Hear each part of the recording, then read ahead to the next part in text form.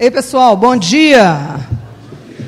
Prazer imenso, e eu quero começar agradecendo sobremaneira ao Dr. Deber por essa honraria, ter a oportunidade de fazer uma palestra para os colegas criminalistas do Estado.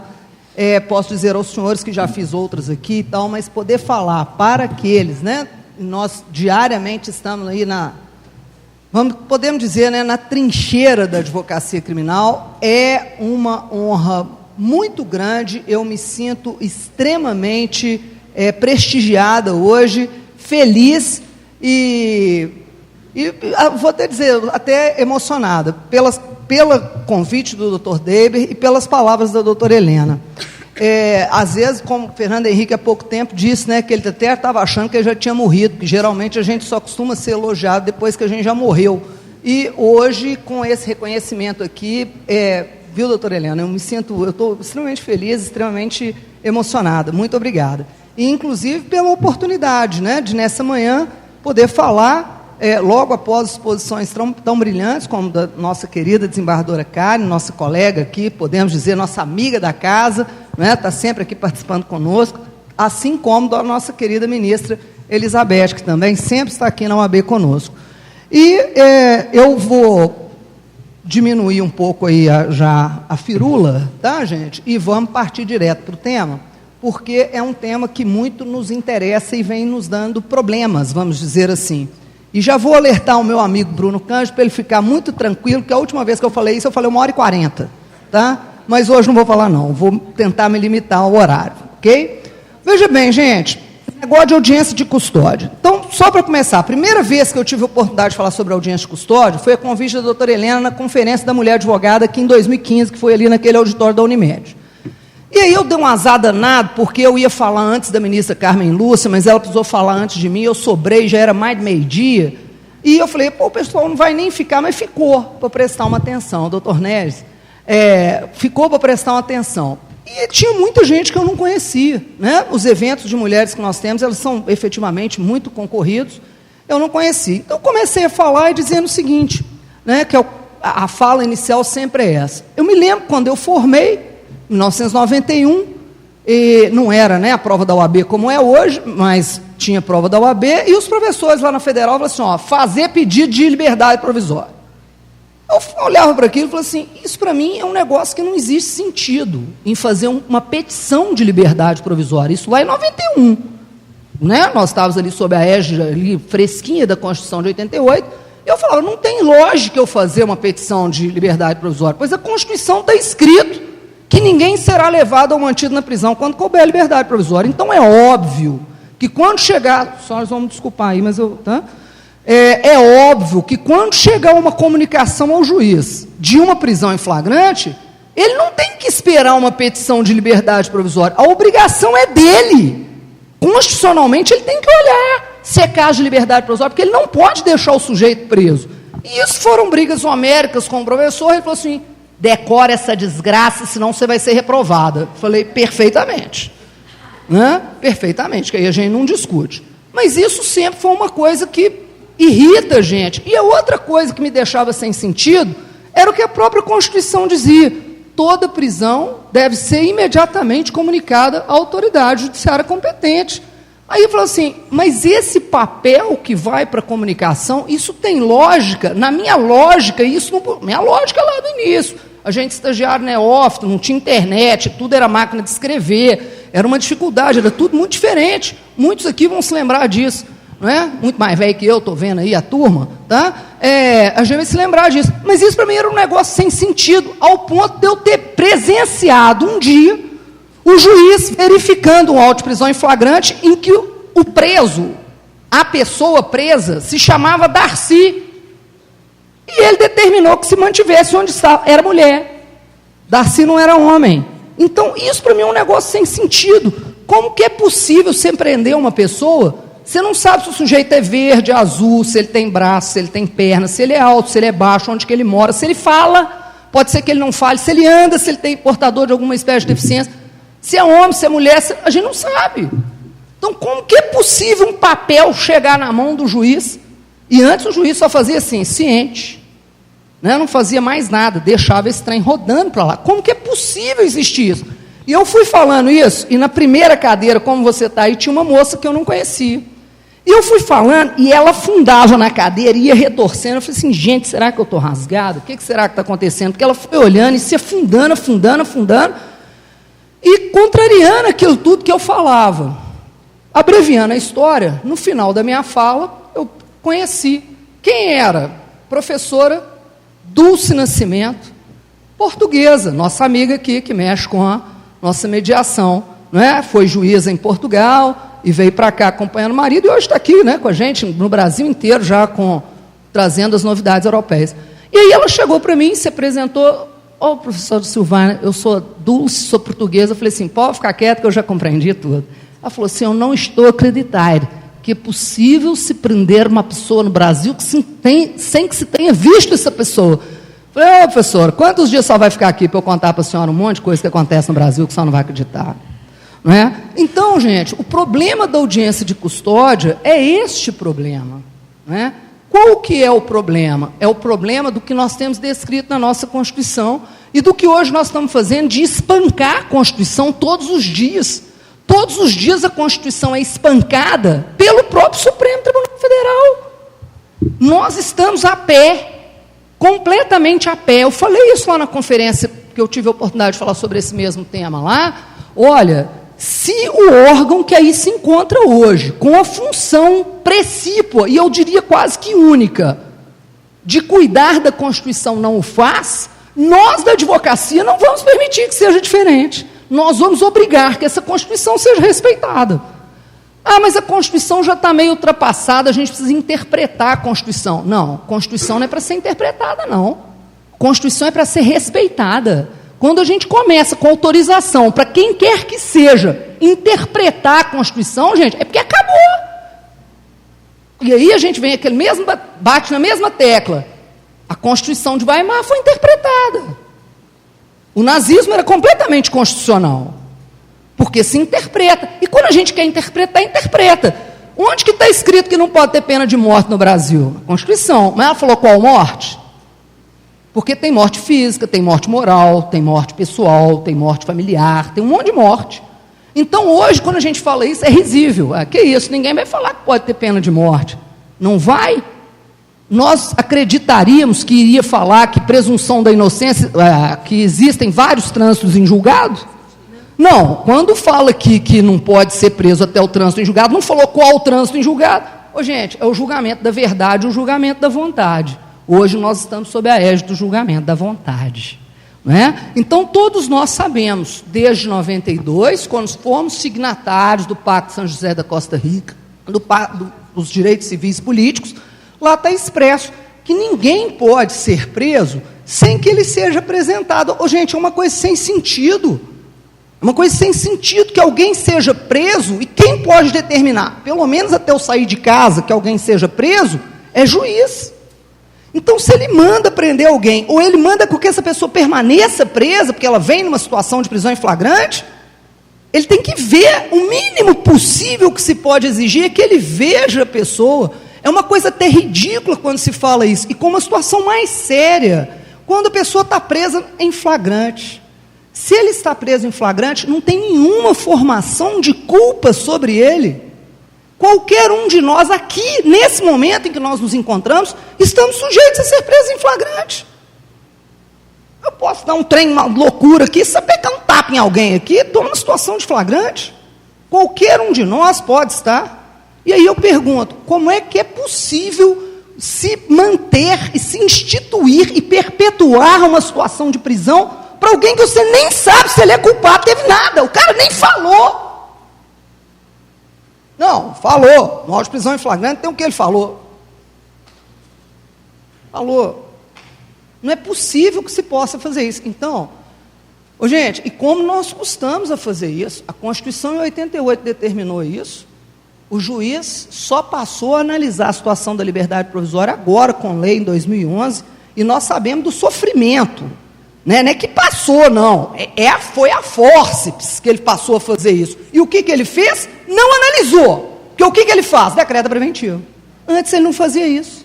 O que os juízes faziam? O papel chegava e assim, ciente, botava lá na pilha de comunicação de flagrante. E aí, o que nós fazíamos? A malfadada petição de liberdade provisória para pedir, pelo amor de Deus, para soltar o sujeito, e o juiz não mexia com isso, porque o procedimento antes de 2008, primeiro ato era interrogatório, geralmente esperava dar um interrogatório para não dar excesso de prazo, mas aí o que ele tinha feito? Deixado o sujeito lá 3 meses, quase 4 meses preso. E com isso, o que ele tinha feito? Brasileiro esquece tudo, né? O povo na sociedade já tinha baixado a poeira. Então, ele já podia conceder uma liberdade provisória lá. Hoje, ele não pode fazer isso. Chegou a comunicação de flagrante na mão dele, audiência de custódia, que tem que ser visto, mesmo que não tenha, ele tem que decidir isso. Ele não pode deixar o sujeito preso em flagrante. E aí vem o problema. Nós aqui na capital, talvez menos, mas a turma do interior é muito diferente. Ô, gente, um sujeito é preso em flagrante no interior, isso vira bomba na notícia no interior. E aí o juiz é o desgraçado. O juiz vai soltar esse cara? Quem que é o juiz? É aquele que carrega. Imagina, São João del Rei, Semana Santa. O juiz carrega aquele negócio bacana, né, cheio de fumacinha, na frente da procissão. Ele vai carregando aquele trem, ele, mais a S, mais aquela renca de gente carregando essa desgraça. Imagina, quem matou o escrivão? O escrivão matou quem? Uma menina de 5 anos que ele violentou e estuprou. Quem é o escrivão? O escrivão lá, da cidade, o tabelião, cara bacana, tem 70 anos de idade, todo mundo conhece, toma conta da mãe de 90, solteirão, aquele clássico. Chegou lá, o cara é preso em flagrante, chega para o juiz, não tem motivo para manter esse sujeito preso preventivamente. O juiz vai soltar esse cara, gente? Não vai nunca, ele prende ele preventivamente, não quer nem saber. Ou resolve essa desgraça lá no tribunal. Se o tribunal soltar, o problema não é meu. E isso é o que a gente vê.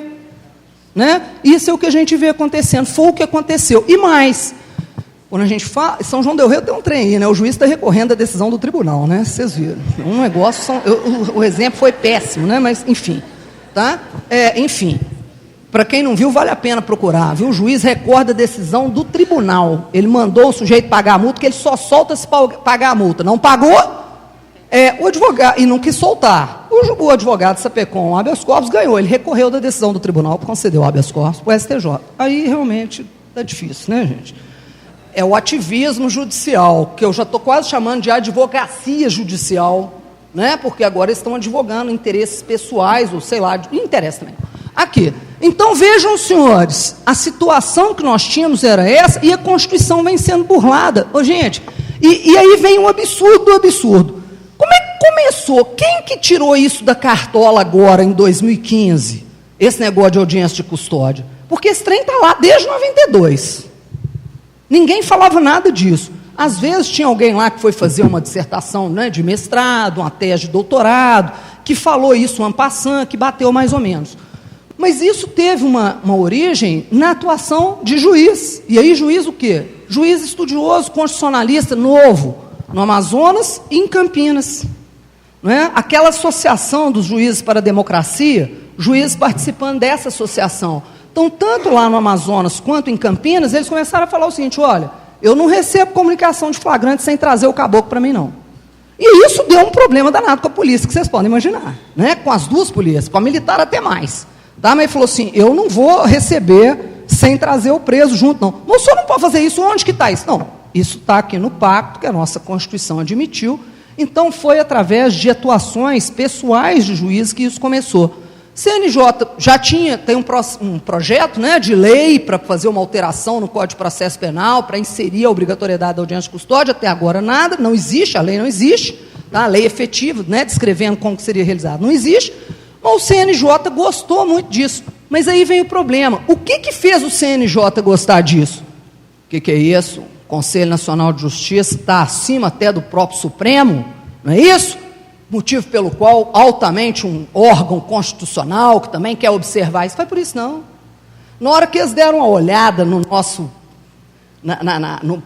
no panorama da nossa execução penal e da explosão demográfica dentro dos estabelecimentos penais, eles falaram assim: gente, tem mais de 40% de preso provisório. Não existia isso antes da alteração da lei. Agora os juízes decretam preventivo para tudo, decreta preventivo para tudo. Nós temos que dar um jeito de mandar parar com isso. Como que vamos fazer isso? Institui. O que pode ser feito? Não, tem uma tal de audiência de custódia aí. Vamos ver se a gente criando isso. Então, a finalidade não foi simplesmente respeitar os pactos e respeitar a constitucionalidade, gente, e respeitar direito individual, porque está na Constituição. Mas isso é um absurdo que esteja na Constituição. O vagabundo é muito mais bem tratado do que o cidadão de bem. Enquanto não processar, julgar, condenar e transitar o julgado, ele não é o vagabundo bacana. Né? Ele só pode ser vagabundo depois disso tudo. Antes não tem jeito. Antes ele é um cidadão igual a qualquer um, inclusive igual ao juiz. Né? Então, a Constituição precisa ser respeitada. Nós vamos ter que brigar por isso. E a briga disso é na pancada. E aí, o que o CNJ fez? Aquela resolução que todos nós sabemos, 213, 513 e tal. A resolução é até muito bonita. E aí, veio, né, a Associação dos Delegados de São Paulo mesmo, que São Paulo foi o primeiro Tribunal de Justiça que fez através de resolução, depois o CNJ em campo. Vem a Associação dos Delegados em São Paulo com uma ação de inconstitucionalidade contra essa determinação, porque estaria usurpando função deles, porque não obedeceria à lei, porque não tem lei dizendo a respeito disso. E o Supremo decidiu, tchau o processo com essa ação SUS, porque é constitucional sim, está abraçado pela Constituição a existência da audiência de custódia. E aí o CNJ começou a luta com os tribunais estaduais e federais. Vamos obrigar a instituir e tal. Isso lá em 2015, gente. Ficou obrigatório, portanto, de até no máximo junho do ano passado, 2016, todos os presos do Brasil, e aí eu digo mais, não é só o preso em flagrante, é todo preso. Mas o preso preventivo também? Também. O juiz expediu um mandado de prisão, mandou recolher o sujeito. Quando a polícia recolhe, tem que apresentar. O senhor mandou recolher, ó, moço aí. Né? É igual os antigamente, não é isso? Manda matar fulano, tem que trazer um pedaço do fulano, senão como é que eu vou saber quem morreu? É a mesma coisa. Eu mandei prender fulano, esteja preso, quer dinheiro? Me dê, quero ver. O juiz tem que ver o sujeito, também na prisão preventiva. E digo mais, na prisão definitiva, também, aí mais importante ainda, porque a sentença não foi lida na cara do sujeito. E não somos nós que somos sentenciados, que vamos ver publicado bonitinho, não. É ele que tem que saber olhar para a cara de quem condenou ele. O senhor não mandou cumprir o mandado de prisão definitivo? Mandou. Traga ele, foi cumprido, está aqui ele aqui, ó. O senhor está preso, a condenação do senhor foi essa, o senhor vai cumprir essa pena. Isso precisa ser feito. Essa audiência de apresentação que precisa ser feita. Gente, a situação é tão grave que o que aconteceu? Os tribunais concordaram em fazer isso. Aqui em Minas Gerais, desembargador, só pode me dizer, eu tinha certeza até agora de 8 comarcas. 8 comarcas. Quantas comarcas nós temos em Minas, gente? 296. Tira as 8, nós temos 288 comarcas em Minas Gerais, em que o preso é diferente. Lá não precisa de audiência de custódia. E aí, gente, nós batemos habeas corpus no Tribunal de Justiça. Qual foi a resposta que o Tribunal de Justiça nos deu? Várias decisões, em qual sentido? Tem que ter tempo para o tribunal se organizar, porque nós não temos servidores nem juízes para fazer isso. Como é que é? Quer dizer, a gente não tem servidor nem juiz para... Porque teve um juiz no Rio de Janeiro, que eu já cheguei a ler isso aqui, o juiz no Rio de Janeiro, Defensoria Pública do Rio falou sobre isso, um preso por tráfico, e o juiz no Rio de Janeiro, juiz federal.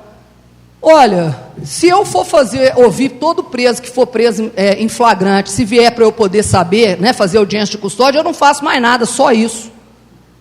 Isso está escrito no despacho dele.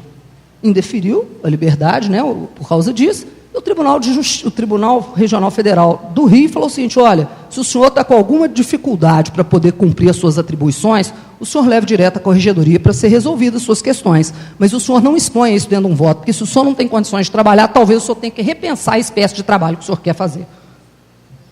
Porque isso não pode ser justificativa. Inclusive, desembargador Dorgal, o voto dele, eu vou até ler um pedacinho aqui, desembargador Dorgal recentemente falou isso, falou assim, olha, no início... eu aceitei isso, eu estava indefinindo a ordem de habeas corpus, dizendo isso, que o tribunal precisava se readequar e tal. Mas já tem 2 anos, e o Tribunal de Justiça não fez nada. Só vai me desculpar, desembargadora, fez. Agora as férias prêmio dos juízes desembargadores vão ser recebidas em dinheiro. Para isso tem tempo. Para isso tem tempo. Para olhar esse tipo de coisa tem tempo.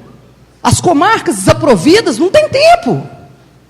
Observar o direito individual não tem tempo. Se o juiz não tem tempo porque tem audiência para fazer, não faça nenhuma, faça a sua audiência de custódia, suspenda o resto todo, respeite o direito individual.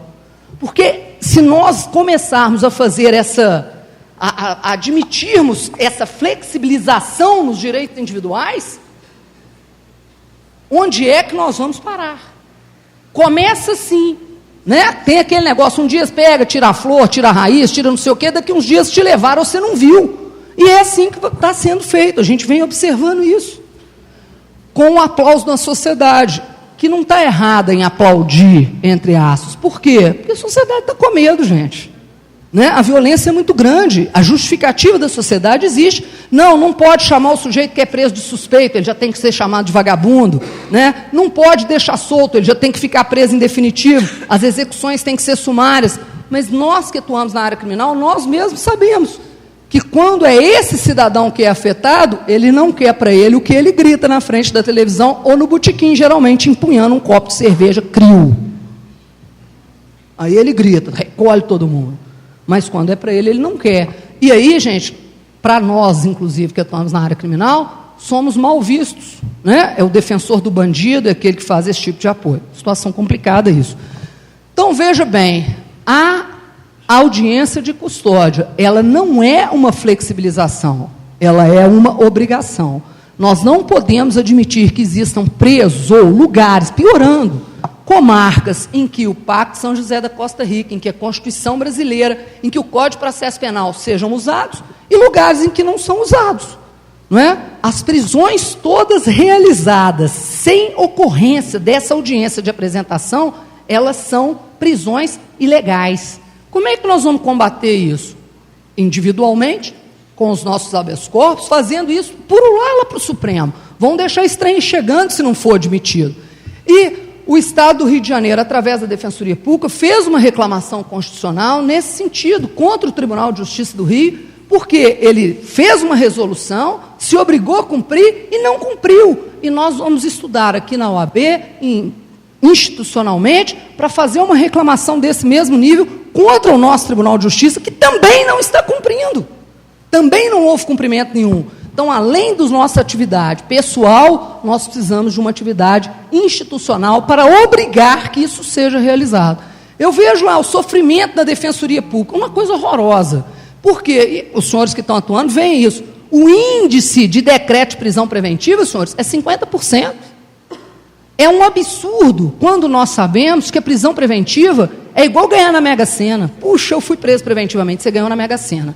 É a última das últimas opções, porque todas as medidas cautelares, elas podem ser aplicadas, inclusive, em conjunto, e a própria lei diz isso, lá no artigo 282, acho que parágrafo 6º, ela fala isso com todos os SR, só é possível decretar preventiva quando, isoladamente ou cumulativamente, todas as condições não forem suficientes. E nós sabemos que não se passa por isso. E mais, geralmente fala-se o seguinte, os despachos são, eu vou decretar preventivo porque não tem quem fiscalize, né, o afastamento, não tem quem fiscalize, quer dizer, a culpa é do preso. Como não tem quem fiscalize ele, o senhor fica preso aqui dentro do sistema, porque nós fizemos uma lei, a gente não consegue cumprir, então recolhe o sujeito. Não se cumpre nada, né? As coisas vão sendo... Nós vimos aqui, a ministra acabou de falar, Serviço de Segurança Pública não funciona, põe um exército no meio da rua, urutu, pá, pancada, e a sociedade aplaude. Ou seja, as coisas vão sendo desfeitas, a Constituição vai sendo rasgada, compurcada, jogada fora, e nós vamos aceitando. Depois não pode reclamar. E aqui, esse trem de audiência de custódia é trem do Brasil. Ô, gente, esse trem existe no Uruguai há anos, na Argentina tem, na Colômbia então nem se fale. E aí não precisa nem discutir, né? Nos países e tal. Onde nós não vamos ter isso é no Oriente Médio e na África, infelizmente. Né? Que nós não vamos ter. Aliás, quem olha para a África, né, gente? O mundo inteiro. Acontece atentado terrorista na África, ninguém nem notícia dá, ou a graça. Mas se for lá na moçada rebolando em Paris, até hoje o povo está botando trem aí, né? Flor para a turma que morreu lá dentro do cabaré. Tá? Então, os valores que nós temos no mundo são cada vez piores mesmo. E aqui, uma outra coisa absurda, e isso é absurdo, nós temos casos, inclusive, nas audiências de custódia, os juízes estarem praticamente julgando os casos, mandando arquivar. Mas isso para nós é bom, não é não. Não é não. O fato tem que existir. A audiência de custódia não é para isso. É exclusivamente a audiência de custódia, que na verdade é de apresentação, ela é, na verdade, para que o juiz determine a concessão da liberdade provisória com as medidas. E aí ele veja qual a medida mais adequada, ele tem a condição de fazê-lo. E apenas na última hipótese decrete uma prisão preventiva. Nós temos casos em que o juiz, o promotor, falou, não, isso aqui é bobagem, ouve o caso todo, julga o caso e manda arquivar. Não pode acontecer isso. Isso também não é permitido. Há um erro flagrante nisso, porque nós temos um julgamento sumário, acusação sem denúncia. Não é? Ah, mas isso, de certa forma, para o réu é bom. Se eu participar de alguma dessas que for para arquivar, eu não vou reclamar também não, mas que está errado, está errado. Né? A finalidade não é essa. É lógico, nós não vamos criar, não, continua, não vou falar, a gente não vai falar isso. Tá? Mas que está errado, está errado. Mas isso sabe para quê? É para ver o ativismo judicial, pode tudo, pode passar por cima da lei, pode tudo. No estado de Goiás, nós tivemos lá várias audiências de custódia sendo realizadas por videoconferência. Ô, gente, vocês vão me desculpar. Eu acho tecnologia um negócio de louco. Não sei nem mexer nesse trem de celular. Tá? Acho um negócio maravilhoso. Não me venha com audiência à distância. Eu não sei quem está atrás da câmera. Eu detesto audiência à distância. Eu sou muito São Tomé nesse trem. Eu não quero saber. E a trabalheira que dá é o ser num canto, o outro advogado no outro. Ele pode ser seu colega, seu marido. Figadão, uterinamente ligado a você. Não é você que está lá onde a audiência. Se tem um aqui e outro lá, você vai ter um advogado em cada lugar. Você não está nos dois. Eu acho isso péssimo. Acho isso péssimo. E a audiência de custódia, então, piorou. Porque qual é a finalidade principal da audiência de custódia? É o juiz verificar a necessidade daquela prisão. É exatamente o momento intimista do juiz com o cidadão. O juiz sociedade verificando ali o cidadão em tese que praticou um fato criminoso. Então não tem nem condição de se fazer uma ação nesse sentido. Então, gente, para nós o principal é isso. Nós precisamos atuar isoladamente, não deixando de recorrer, de fazer os nossos habeas corpus, e institucionalmente, né, através da Ordem dos Advogados, que a gente possa fazer uma reclamação desse nível, obrigando a que seja feita a audiência de custódia. Ô, gente, olha que coisa ridícula, obrigando o cumprimento da Constituição. Pedir para cumprir a Constituição é um negócio do outro planeta. Né? É um negócio completamente sem sentido. Então, eu vou terminando a minha fala, falei mais rapidinho, mas só para que a gente tenha esse alerta, porque afinal de contas é de conhecimento de todos os senhores a existência disso, mas a gente precisa insistir. Os nossos estados aqui do entorno têm todos insistido, principalmente nesse sacode para se determinar que os tribunais de justiça e os tribunais federais cumpram essa determinação. Essas audiências são muito importantes para evitar essas decretações espúrias aí das prisões preventivas completamente sem sentido que a gente tem isso hoje. Mas é um absurdo deixar o cara solto. Pois é, gente, mas aí não cabe a nós não podemos mudar a lei. Nós temos que ver o que a lei determina e fazer com que ela seja cumprida. Ok? Eu desejo aos senhores um excelente restante de congresso. Tá? Agradeço a presença e a paciência para comigo. Mais uma vez agradeço ao doutor Deber, faço as minhas saudações, doutora Elizabeth, doutora Karen, e superlativamente a minha querida amiga doutora Helena de la Mônica. Muito obrigado, senhores.